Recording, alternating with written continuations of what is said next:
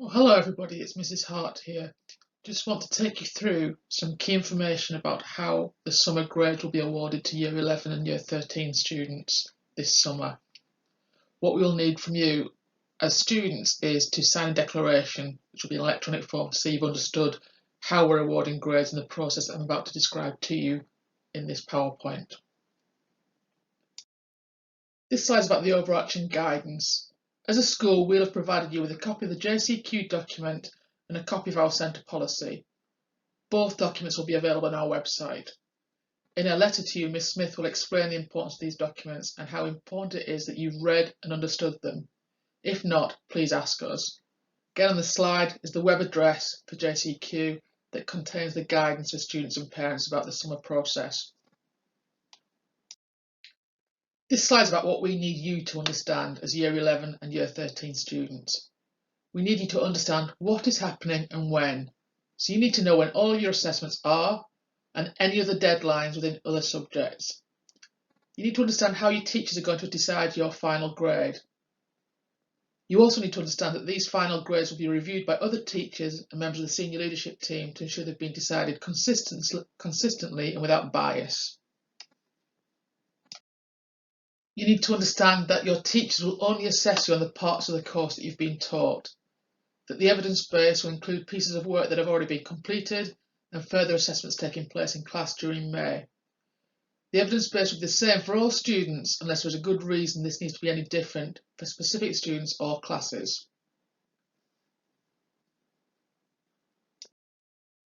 We need you to understand the range of evidence that's going to be used in each subject area to decide that final grade. Your teachers will be talking to you about that in lessons and explaining that range of evidence to you. We'll also provide you with further information as and when we need to, and that'll be available online.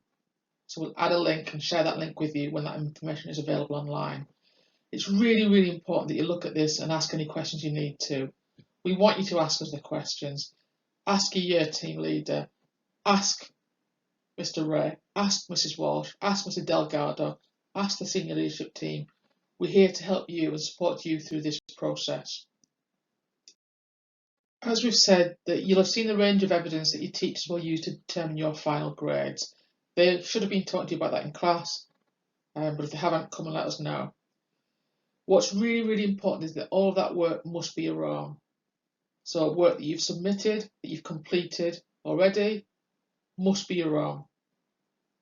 What you're about to do must be your own. That's going to count for your evidence. It must be your own work. It's really, really important.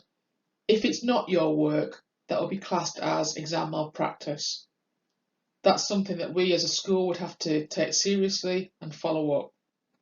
If you've got any doubts about this slide and that work being your own, please speak to either your class teacher or one of the people we've already talked about, myself, one of the senior team. This slide is about access arrangements and reasonable adjustments. Where you've been granted access arrangements, reasonable adjustments, things like extra time, scribe, we'll ensure that these are in place for your final assessments. Where we've used evidence and you haven't had those in place, teachers have been back and will review the grades you're awarded at the time.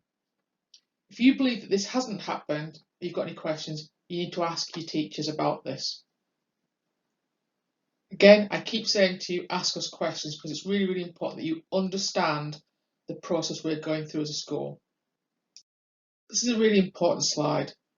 Those final grades awarded by your teachers are not up for negotiation.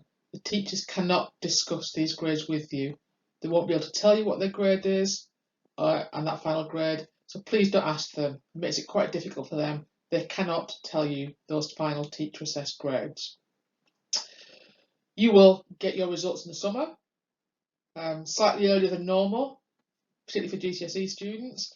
The A-level results day is Tuesday the 10th of August. The GCSE results day is Thursday the 12th of August. So both results days are in the same week. We will communicate with you further about the details about results day. We are desperately, desperately hoping that we will see you face to face on results days and the restrictions that are currently in place will be lifted, we hope, on June the 21st, and that will allow us to do a face-to-face results day with you. Last year, it was really strange. We sent out all the results electronically, we didn't see students, it wasn't great. So we're really looking forward to actually having that results day with you in August, in that week.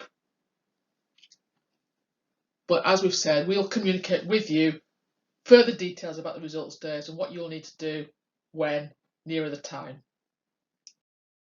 So after you receive your results in August, there is an opportunity to appeal a grade that's been awarded and to fix any genuine errors that were not identified earlier in the determination of grades process. The details around the appeals process can be found in the guide referenced earlier, and we'll provide further information again near results days. Again, on this slide, there's just that reference to the JCQ guidance about this whole process, and it gives you the web address there on that slide. What is it that you need to do next? Well, we need you to make sure you've read the guidance and understood everything we've said in the presentation, and then we need you to complete a candidate confirmation form by the 14th of May. We'll email you a link to the form. It's an electronic form that you're used to seeing. You can also see there's a link to the form on the presentation, and that just is part of the process that we have to go through as a school so that we know that you've understood how your grades will be awarded this summer. In addition, in the letter that Ms Smith will send out to your parents, they will have a separate form that they need to sign electronically so that they've understood the process that we're going through. The good news is that this is the final slide. I am just about done. But at the danger of repeating myself again, it's really important that you have read all the guidance, understood what we're saying to you, understood the range of evidence that is going to be used by your teachers, and that you have asked any questions, that you've either asked your subject teachers or one of the people listed there on that slide, Miss Smith, the head teacher, myself as associate head teacher, Mr Ray, the deputy head, who's worked really closely with Year 11s, Mrs Walsh, who's closely linked to post 16 students, and your heads of year, Mrs Askham and Mrs Ellis. Them, us and the wider staff body are here to support you as students through this process. For some of you, this is the culmination of a 7-year journey at Bedford Oak Bank, and you're going to go on to greater things and greater successes. For Year 11s, it's the culmination of a 5-year journey, and hopefully many of you will stay on into the sixth form to extend that journey. But read the information, talk to us, speak to us, and then sign off that candidate confirmation form. Thank you for listening.